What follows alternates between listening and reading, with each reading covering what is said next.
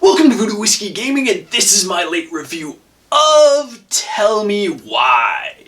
Chapter 1 specifically. I'm not going to do the whole game yet, I'm going to break it up into the individual chapters. Let's get into Tell Me Why's story. You play as twins Alyson and Tyler. The game will bounce you back and forth between the two, and where it starts and where this chapter clearly is going is that you are trying to basically sell your old house because of some serious drama that went down, namely being your mom definitely tried to kill Tyler. There was definitely some odd drama and stuff going on with her. She seemed like a very open and accepting person, but she seemed to definitely have issues with the concept that Tyler, being born a girl, wanted to be a man and believed, was a man, was transgender. And so chapter 1, a lot of that is, dealing with that, and at one point in time you find out that these two have really a psychic link and somewhat psychic powers. As they can re-watch each other's memories, they can communicate telepathically, which I guess is something they could do as children, but since they have been apart for quite a while due to story elements, specifically Tyler killed their mom! It was self-defense and all, but still. But that rekindles once they reconnect and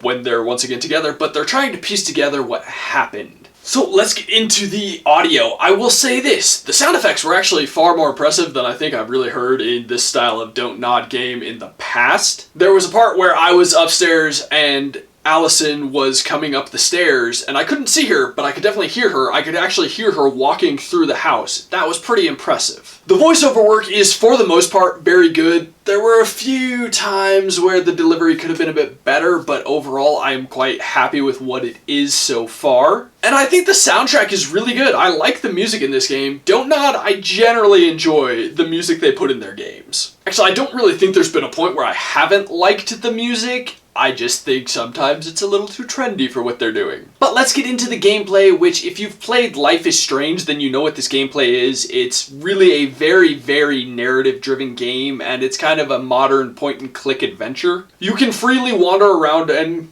control the camera in these areas. The camera control is very nice. The unique game element is obviously the memories and replaying those. You can follow those around, see where they go. You can make choices based on those memories of how you approach certain things. There's one interaction that I had that I'm really not happy with based on the memory that I chose and then the options I chose, but that goes with this game. That's always gone with these games. The decisions you make in conversation, they matter. Let's get into the controls. They're very simple, but they don't need to be overly complex for this style of game. And so far, unlike the more action-oriented Life is Strange games, I haven't had a lot of QTEs. There are times where I have to make, responses fairly quickly, but nothing too crazy so far in Chapter 1. But I will say the controls do exactly what I want them to when I need them to, so that is a good thing. And let's get into the visuals. This definitely has that DONTNOD, not entirely realistic art style, but I will say visually this is the best DONTNOD game. It has moved away from that kind of watercolor style that they had in previous titles, which I do enjoy, and I liked the way that looked. I will say there are times where you can still see it, but in the main characters, in any of the characters, you don't see that same style.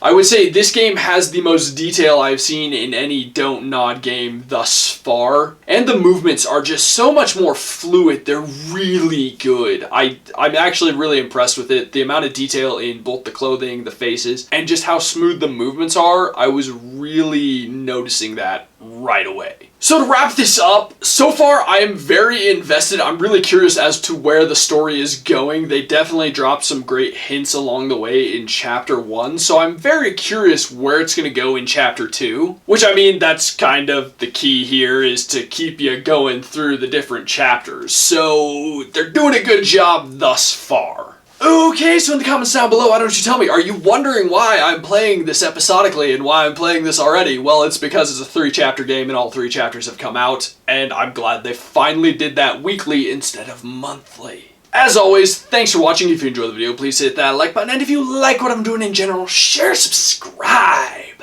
Have a good one. Oh God, I'm struggling today. Okay. That's terrible. God, I can't do words.